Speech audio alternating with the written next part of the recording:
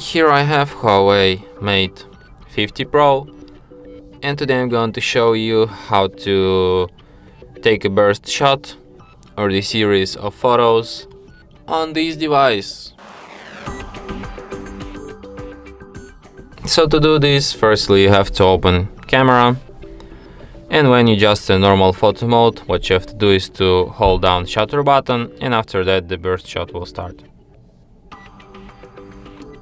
Okay, so to do this you have to firstly disable moving picture if you have it enabled, and now we can take a burst shot. So you just hold it and the burst shot starts. So as you can see right now I took 19 shots.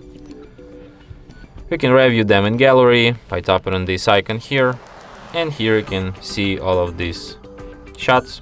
Select the one that fits you best and delete the ones you don't really like. So yeah, and that's it. Thanks for watching.